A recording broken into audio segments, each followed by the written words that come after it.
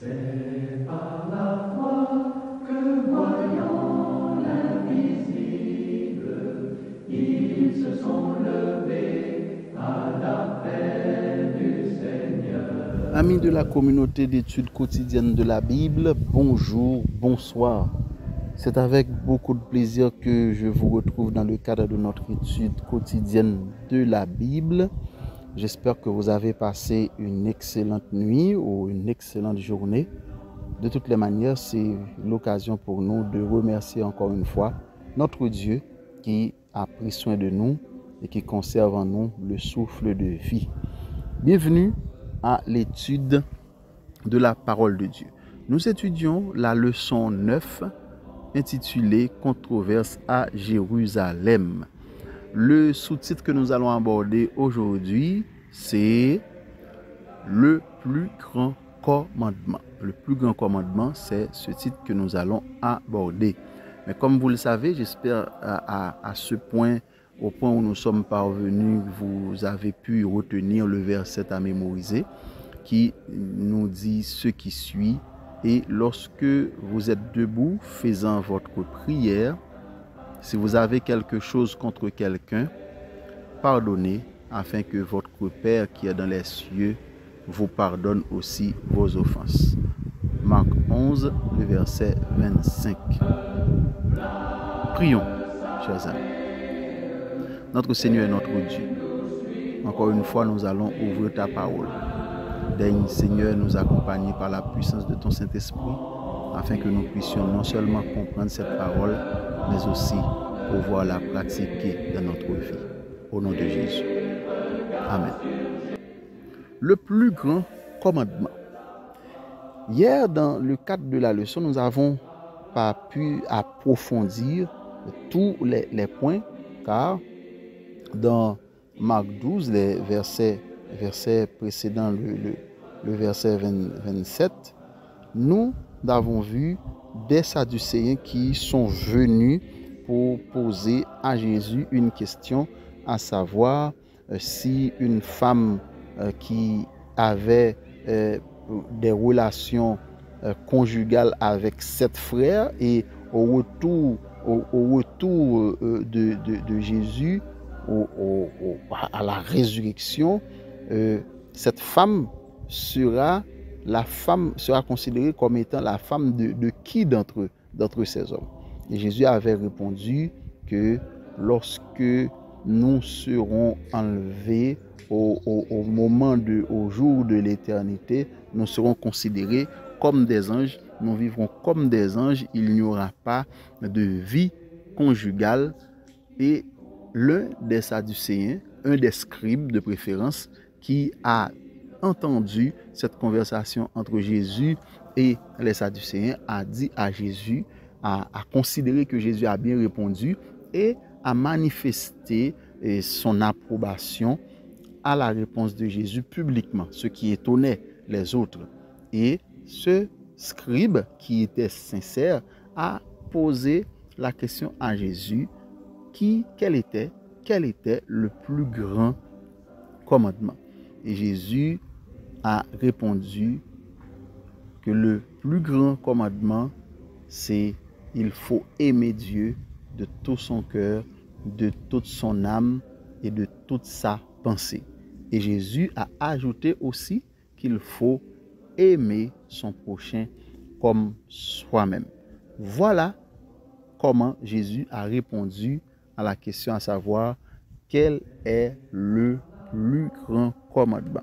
En fait, ce que Jésus a fait, c'est citer le décalogue.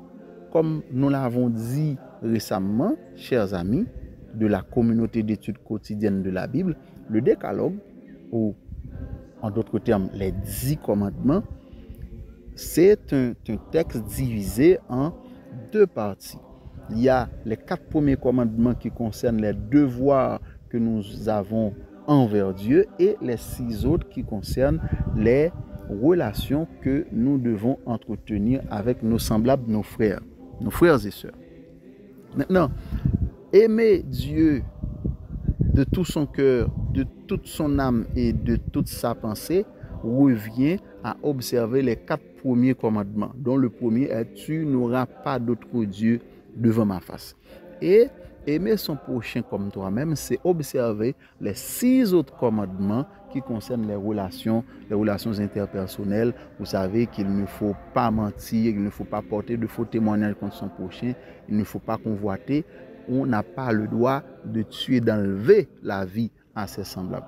Voilà en fait comment Jésus a répondu à la question de ce scribe.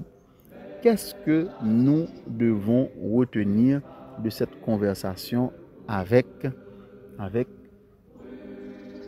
de Jésus, cette conversation de Jésus avec ce scribe? Nous avons, en tant que chrétiens, une responsabilité envers Dieu et envers les hommes.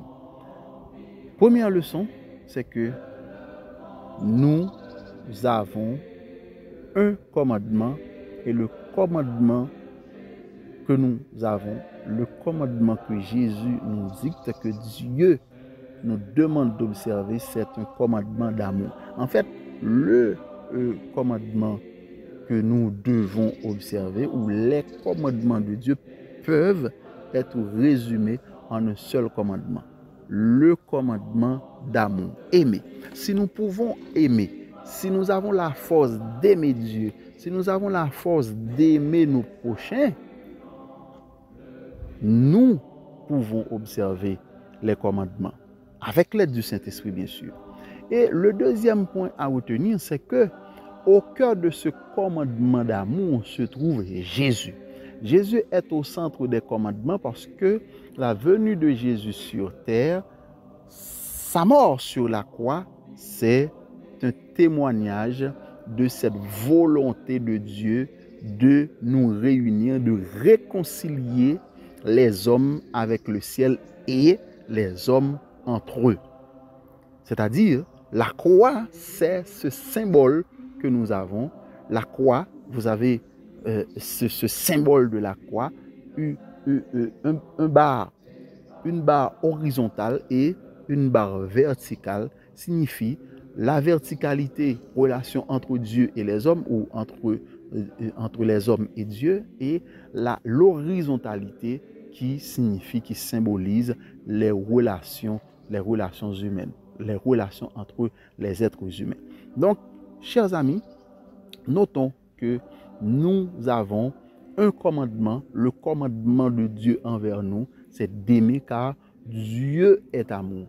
Il est dit dans la Bible, celui qui n'aime pas n'a pas connu Dieu car Dieu est amour. Et au centre de ce commandement d'amour se trouve Jésus. Demandons donc, chers amis, chers frères et sœurs de la communauté d'études quotidiennes de la Bible, demandons à Dieu la force d'aimer, car si nous pouvons aimer Dieu et aimer les hommes, nous allons nous assurer d'avoir une place auprès de Dieu, et ceci pour l'éternité.